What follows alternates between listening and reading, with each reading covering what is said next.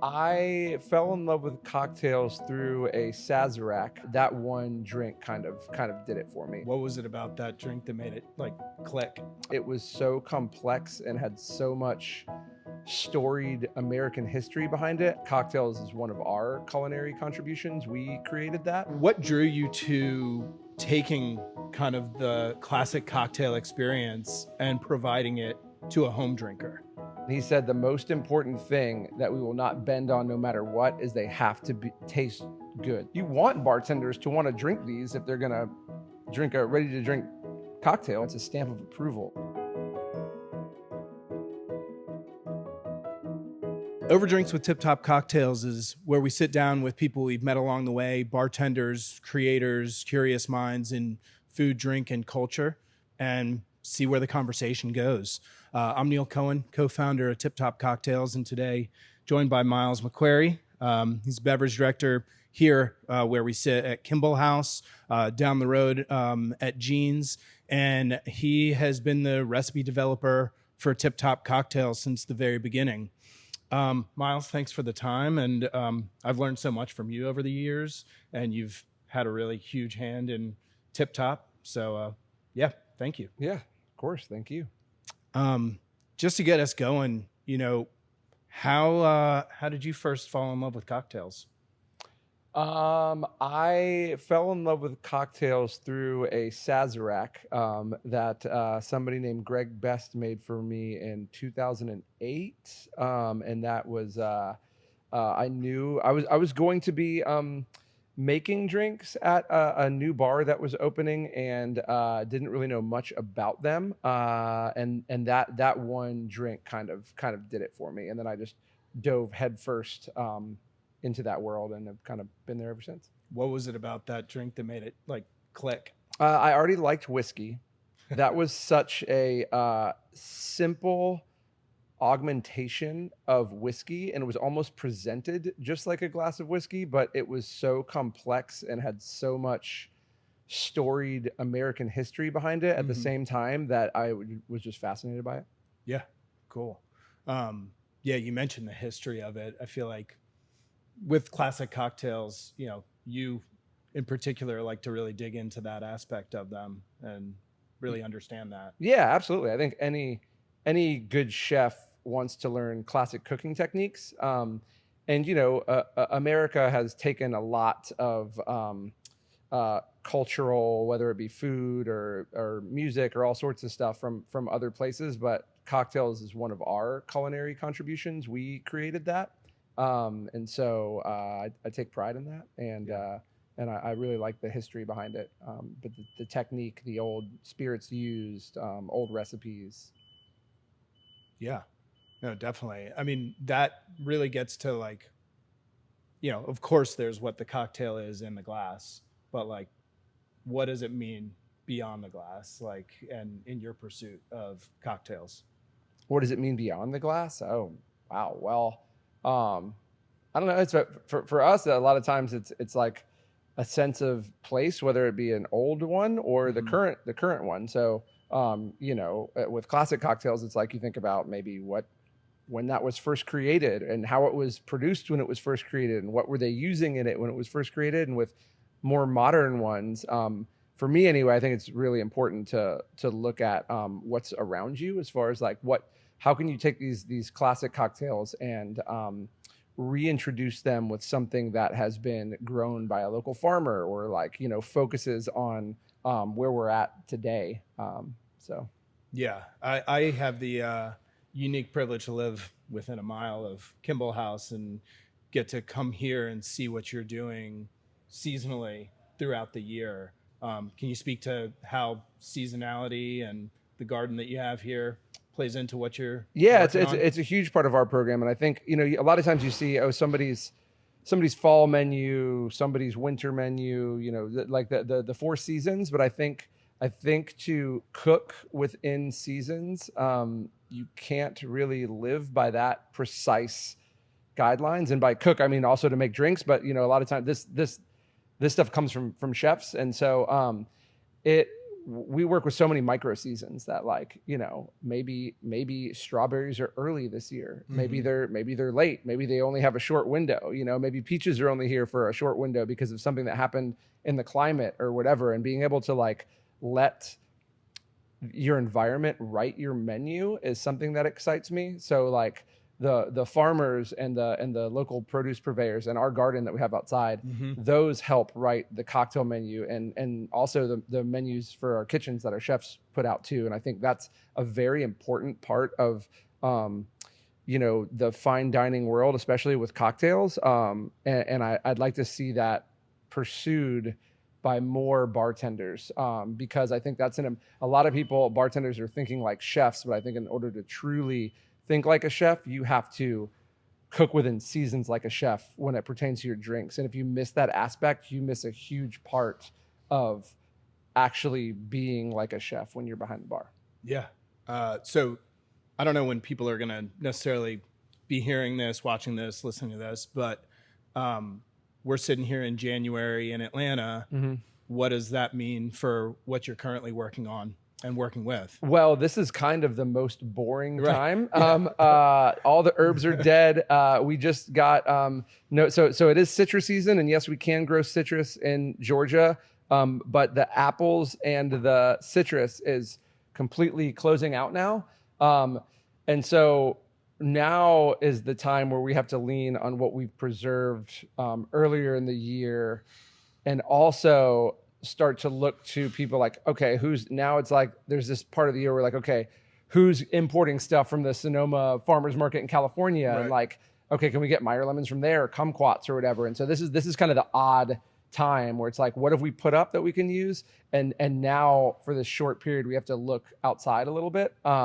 We got some Georgia Satsumas this week, and nice. And a case of Evercrisp apples, which are super crispy, but those are like the last of the Georgia stuff until we start to see some herbs pop up from farmers. That'll come probably before strawberries, but strawberries will basically be the next fruit that we get.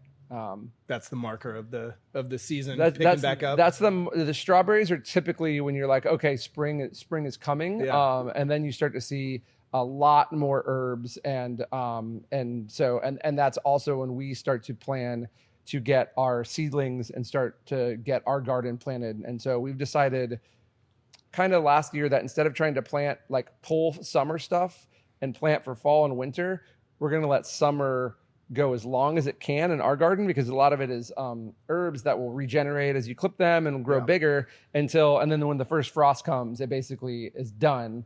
And then we kind of pull everything out and they're just like, we'll plant again in spring. Cool. Yeah. So is there like a cocktail when you think about that change of season, like a cocktail that you sort of dream about or you're like ready to make and pounce on when the moment comes? Not yet. I mean, we have a few that we lean back to. The salted strawberry Negroni is one of my favorites that we did. And I've got a tip top Negroni right in front of me, but it's it is basically where we take Georgia strawberries and make a cordial out of them, clarify that, and then do kind of a Negroni build with some of that in it, but then add a teaspoon of our olive brine that we make in house. So it's like this slightly like dirty strawberry Negroni, and something about that like savory salt quality with the strawberry and the bittersweet elements of the Negroni are one we'll definitely bring back this spring for sure. Nice. Things to look forward to. Yeah. When you think back on bar experiences that you've had recently, or, thinking way back, like, is there any bar experience that comes to mind as like one of the best for you? One of the best for me, I would say from a cocktail bar scenario, I think two that left their mark on me early on was I went in 2010. I went to there was a cocktail event in New York, and it wasn't Bar Convent then. I can't remember what it was called, but it was something that used to happen in the fall. And so that was my first experience going to both Death and Company and PDT. and both of those were places, prime years for them too. it was crazy. I mean, it was like when I went to Death and Co, there was a line, but I was by myself, and so I guess everybody was like a 2-top or larger, and they had one seat at the bar, and so I got to get right in, and I spent like 3 hours there, and it was Joaquin Simo in one well and Alex Day in the other, and watching them like move at like, you know, this lightning pace while like having their movements be completely controlled, and then like put this incredible hospitality was so cool. And the same thing for PDT. Jim Meehan was there like working the room, but Jeff Bell, who is now owns PDT, was there like on the point just making drinks, and they were both also so kind to me. And those two experiences kind of showed me what like how a bar can operate like at its prime moment of excitement, and I tried to like grasp onto that. And so those were really memorable. I'd say recent ones are probably like trying to think more, you know, restaurant bars. And, you know, I just got to go celebrate 10 years of Ticonderoga Club for a local one. And that place is really special. And going there. Celebration was amazing too. Yeah. It was like 10 days. And going, I made drinks behind there one night, which was really fun. But then I also got to go on a night just by my, I love going to bars by myself. I don't know what it is like, but you know, with a young child at home, it's rare that I get the opportunity to go out too much, because at night I'm usually working, or I'm home with the family. But I got to go there on the night that David Wonders was there pouring punch, and it was cool to talk to him, and just so many good people in that room. But yeah, I also really like restaurant bars. So like, you know, I like going and sitting at a bar at a fine dining restaurant, because you know, they're dialed into so much more than just making drinks. You know, they know about wine, they know how to course food out, they know how to like do all of the other things that somebody in hospitality does. And I love just fast-paced cocktail bars too, but yeah, restaurant bars I really like. I really like high-end hotel bars. Those are really fun for me. So if we go to another city, I always like to be like, okay, what's the like considered like the cool like nice hotel bar, and I'll go check that out. You can like almost always get an amazing martini at a place like that. Yeah. So. I mean, what you're describing really is the experience beyond what you're being poured, right? It's the all-encompassing experience. It's the hospitality. Sitting here at Kimball House, when people come in here, what's the experience that you want people walking away with? We want them, the most important thing is we want them to think about how they had the best time. Yeah. We want them, like, if they don't remember a single thing they ate or drank, but just remember how good of a time they had, then that's enough for me. But we want them to leave wanting to come back, of course, and we want them to leave feeling like they had an experience. You know, night outs are hard for a lot of people, whether it's cost or just time or whatever. And so we want to make sure that we respect people's time by giving them something exciting. And that exciting thing could be a perfectly shucked oyster. It could be like a super cold cocktail with a unique ingredient profile. It could be a pairing of a particular dish and a glass of wine. It could be the way somebody treated them on their entrance and on their exit. But there's like so many different facets. And as long as we're hitting on most of those, that keeps me happy. Yeah. And that's what's always struck me about the experience here. And we were talking about it before we even sat down, was just how you can come here and have really kind of whatever you want, right? It can be a full meal, pairings. It can be a couple of cocktails towards the end of the night, which tends to be, because of my constraints with kids, after 8:30, I'll come in, I'll have a couple of cocktails once they're all tucked away. But I guess kind of to angle it towards the unique part of this conversation that we can have specifically to Tip Top because of your deep involvement with that. How do you think, or what drew you to taking kind of the classic cocktail experience and providing it to a home drinker? You mean specifically through Tip Top, or just in general? Initially when we approached you, like, you know, what aspect of that was actually like really attractive to you? I think to me, I knew that this was going to be a thing that was happening in the future, Yeah. and Like and ready to drink cocktails. in yeah, general. I knew that Yeah. ready to drink cocktails were going to and honestly, the biggest thing for me is was when I spoke with your friend and business partner Yoni, and he said the most important thing that we will not bend on no matter what is they have to taste good. They have to be as Yeah. close to a real cocktail as possible. And so I don't know why in my mind originally I think, oh, if somebody's going to produce a beverage on a large scale, it's going to be some big corporation. You guys are obviously not that. Yeah. But like producing stuff outside the door just feels different than like going to a restaurant or whatever. And the fact that it was driven by him saying, oh, I'm trying to solve a problem here because you can't go, I know initially the thought was like to get in venues because you can't go maybe see a show Right. and get a nice presentation of a good version of a classic cocktail at a large scale. Mm-hmm. And it was more that than at home at first. And I was, and it was like, I love this is, I'm speaking in Yoni terms now. He's like, I love cocktails. Yeah. I have a passion for them. There's a problem with getting them. I want to get them out when I'm at other places and I can't do that. Yeah. And so, because for me at the time, I didn't even consider that this would be nice for people at home too. I'm like, because in my mind, I'm like, oh, I just make myself a drink at home, Right. know? But camping on a boat at a venue, I'm like, oh, that makes a lot of sense. And when it was spoken to me that it was all about quality over dollar signs, I think that was when I was like, yeah, this sounds like something I want to get behind. So yeah, take us through that. Like, how does that quality actually get to the can?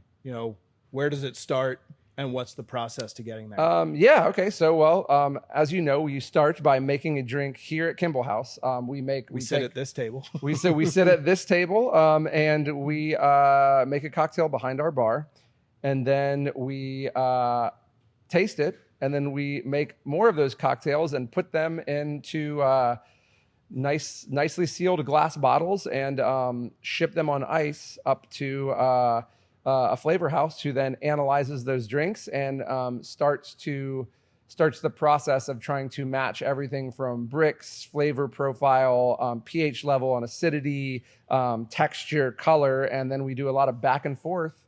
And when we get the new drink, we taste it, we give notes, and when we think we're close enough, then we will make a drink and taste it next to those samples, so that we're actually tasting a drink made behind this bar with next to the one that they've sent. And then when it's approved, it goes to be scaled up, and then we have to make sure that tastes the same as the small batch recipes. And then after that, I don't know. You guys know what happens after that. Then my job's done. I sit back and I wait for the cans. Well, to we ship. still taste monthly outputs, right, and ensure that course. everything's still on track. But I mean, I guess like within that process, how do you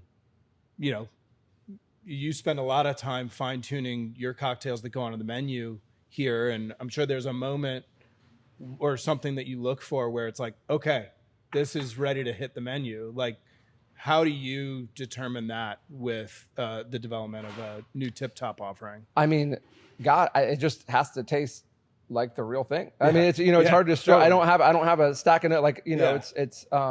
We've been open over 12 years here now, and I've just, I think like, is it the how many hour rule is it of like 10,000? Yeah, I've definitely surpassed that at this point of developing drinks, and so just been doing it for a long. And so you just kind of know when it's good, right. And you think, okay, is the body right?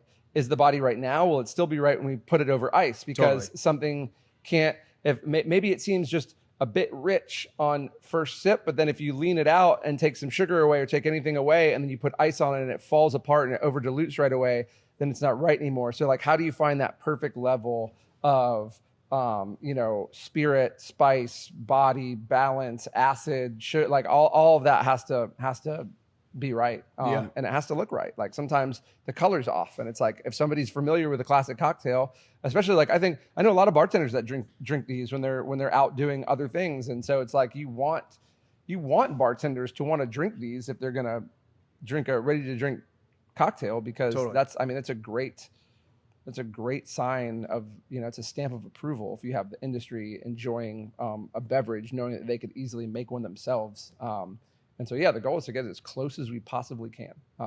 It's not supposed to compete with a bar like this, because if it did, I'd be shooting myself in the foot. But it's supposed to be for those moments that you can't be in a bar like this.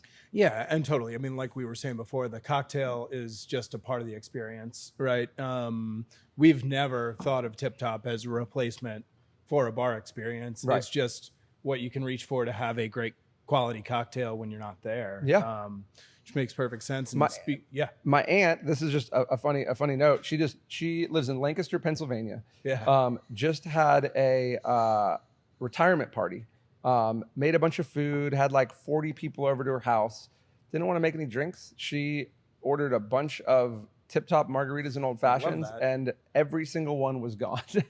So, there's people, and I think the other cool thing, right? Like I have a Negroni in front of me that is it was at least at one time a bartender's cocktail. I think it still probably is, but when we opened in 2013, we had just a Negroni on our opening menu. Like it wasn't anything fancy. It wasn't a salted strawberry. It was just a Negroni with our specs and our build, and our ratios might be just a teeny bit different. But like it was the point of that was that we really liked them, and a lot of people didn't know about it yet. And so yes, a lot of people did know what they were then, but in this area, a lot of people didn't in 2013. We were introducing a classic cocktail to people that had never heard of it before.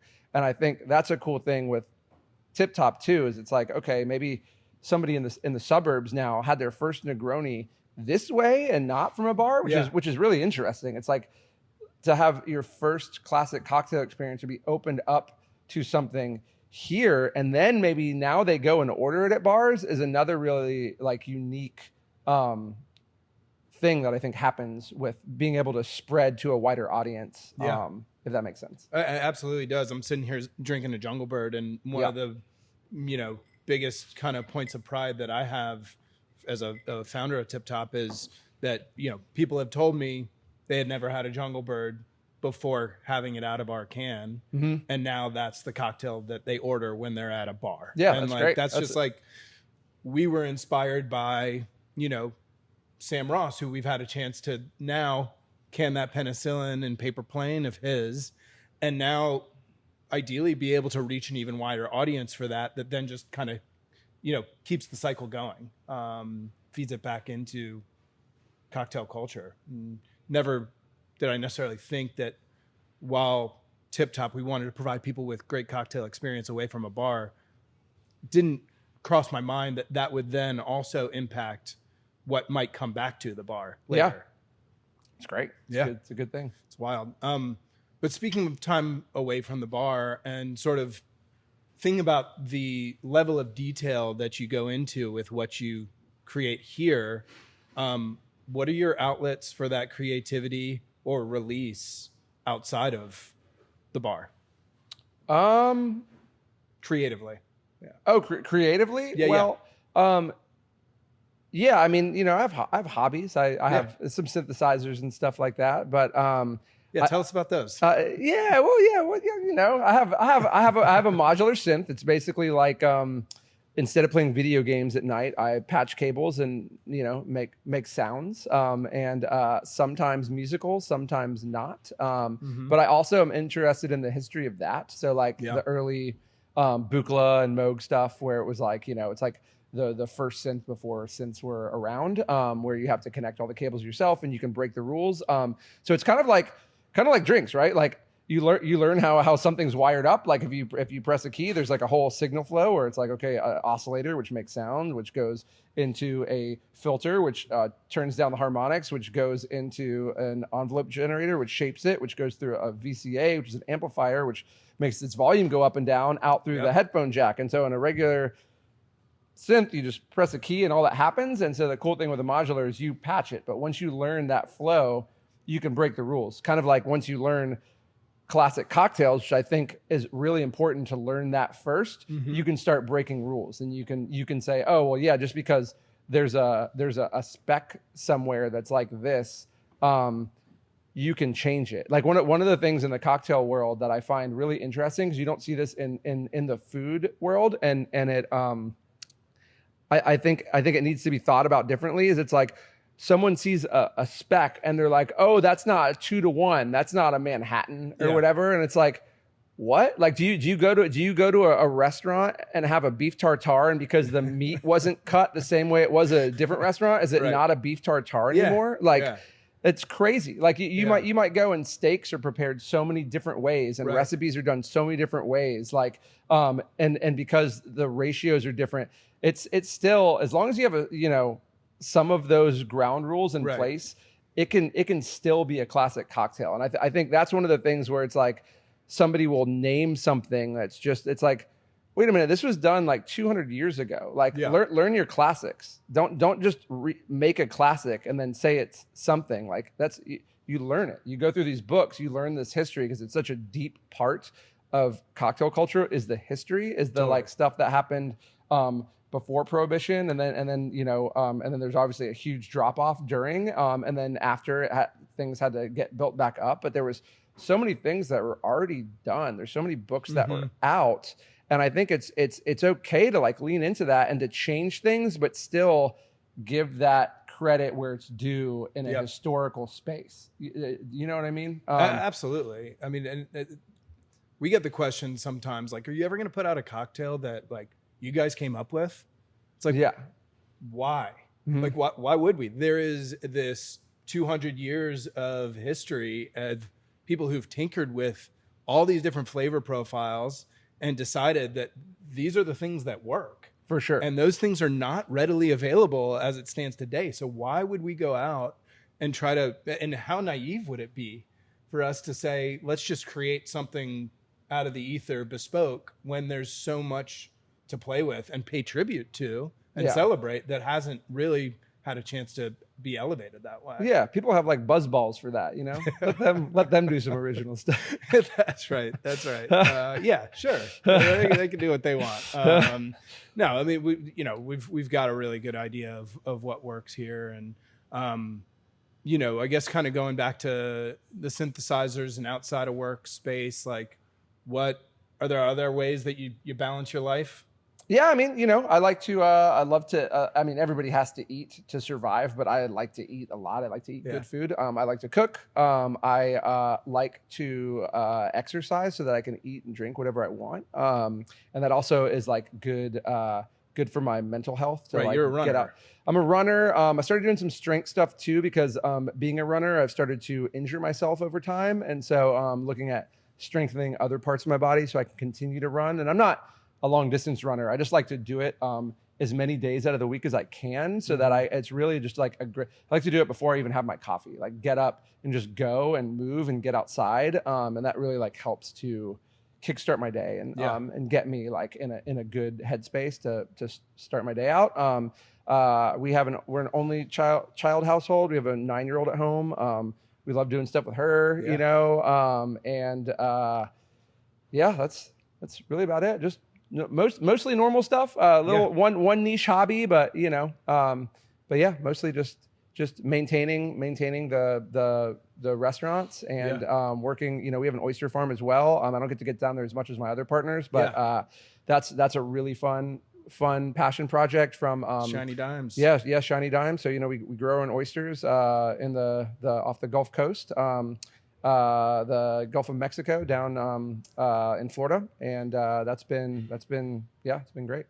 Cool. Yeah. No, I mean, that's pretty amazing, because when I've actually never really been in like hospitality and food and beverage, never been behind the bar, but when you think about that profession, balance has not typically been a theme there. It's pretty amazing that you've got all those various outlets. Yeah, I think if you're going to do it for a long time, I think it has to eventually be there, or you have to stop. You have to get out of the industry, And so I'm in it for the long haul. We are fortunate enough to have bought this historic train depot off the city of Decatur, which is pretty cool. It was built in 1891. So to do these things that are all based around historic cocktails while still staying modern in a historic space feels really special to me, and feel fortunate to be in a building like this to do our work. But I still, I also still love cocktails. Like I see, some people burn out and don't have interest in them, or like I still make drinks at home like all the time. Like I've got, a bar. Yeah, tell us about your home bar. Yeah, we have our house is kind of set up in an interesting fashion to where it's as we have just one kid, we've got like it's technically a 4-3, but it's, which is more space than we need really. But we have a guest room. We have host family members or whoever that comes over. But upstairs is just a 2-2 where we spend most of our daily living, and downstairs my wife calls my apartment, which is there was a kitchen down there, and so we converted that into a bar, and so it's great for entertaining, but it's also great for me to be able to like be by myself and test new things out. And so like sometimes I'll make a small amount of an ingredient here in the prep kitchen at Kimball House, and I'll bring it home and I'll like make it and drink the whole thing. I think it's really important if you're a chef or a bartender to taste your food or your drinks and like not just have a sip, but to see how it changes over time. And so I'll sit and I'll drink that cocktail and I'll maybe take some notes on it. And I'll, sometimes I'm like, oh man, this is killer right away. And sometimes like, oh, this is really good, but maybe it needs some movement here. Or sometimes I'm like, this is terrible, and I throw it in the sink. It still happens, especially if it's a new prep ingredient where you don't necessarily know, like you're working with a new sugar acid level, then things can sometimes just be terrible first go. So I use the home bar for that a lot of the times. Is there like a white whale cocktail that you've had in your mind that for a long time that you just haven't been able to lock in? Yeah, it's kind of stupid, but I love that. It's kind of there only because it's words, and the words and the syllables match, and I tasted some really good marsala that House Al Pens is bringing in, like really well aged, like nice marsala, and I haven't really worked on it too hard, but for some reason I really like the drink name Cognac Marsala because it's so close to chicken marsala. It has nothing really to do with it, but that is just kind of a stupid one that I've been sitting on for a long time and haven't really worked on getting it done. But I think if the weather gets cold enough, I feel like right now it's January and it's like 70 degrees in Atlanta. Not time for Cognac Marsala. Not time for Cognac Marsala, but one day for sure. And I mean, that's really it. I mean, our house drink has not, the Kimball House cocktail is a very simple variation on a martini. And when we opened, like things, maybe people in other cities were blasting martinis in 2013. In Atlanta, they weren't yet. And I always loved them. And we were going to be an oyster bar and also a cocktail bar. And so we wanted a drink that was going to be a perfect, like historical pairing with oysters and also taste really good with oysters. And a lot of people were like, oh, this is your house drink. Like this is too strong. Like what, like you should do like something citrusy with gin for your house drink. Like a lot of people are like, and I'm so glad that, I didn't listen to them. Because obviously now I think the martini trend is here to stay, but we've been trying to make the martini cool for well over 10 years at this point. And so we have things like that just stay on our menu. But ever since day one, we've been making our own olives for it that have like a sachet filled with all these botanicals. We're making our own brine. We're not curing our own olives. We're just flavoring them ourselves and sealing them with all of these different botanicals and making our own brine. We're making our own orange bitters for it. It's just like taking pride in what we do, even if it's like, we don't say house-made olives on the menu. We don't say, house-made orange bitters on the menu. We do a lot of clarification work. We don't say clarified on the menu. We don't want it to be about the process. We want it to be about the final drink. And so like, if somebody wants to talk about the process, we're happy to do that. But we just want it. We have a lot of integrity in the work that we do here. And whether that's something that's been on the menu since day one or something that's new, those are equally just as important, I feel like. I think what that really comes down to is trust. It's like you don't like you said, if people want to talk about that, you can talk about it all day long. But when people look at the menu and they see the ingredients and say, okay, that looks like something I want to taste, those details kind of fall by the wayside because they trust that the drinking experience in the end, that's what they're looking for, and it's going to be great. Yeah, absolutely. And we always have something for everybody. We'll always try and have something that's sort of weird, while we'll always usually have some sort of like margarita riff that's familiar but interesting with bright colors and, local herbs or whatever. So we try and be able to, we want cocktails here to feel approachable, while still offering something new and exciting. I think that's an important thing too. Like, you can only have so many weird, like, mixology nerd drinks on your menu at one time if you want people to like come back and want to drink a lot. So yeah. So if you could, just to kind of wrap things up, if you could think of the perfect place and cocktail to have as a nightcap, where would you be? What would you be drinking? Perfect place to have a nightcap.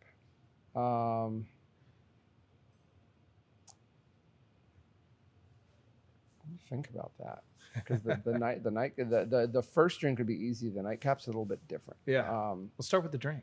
You know what? I think honestly, we have this really cool oyster farmhouse down in Florida, and a lot of times we'll after dinner we'll go down. It's like the working house that we use when we go and farm, but we have there's water right by our house. It's like probably 100 feet to the beach or something.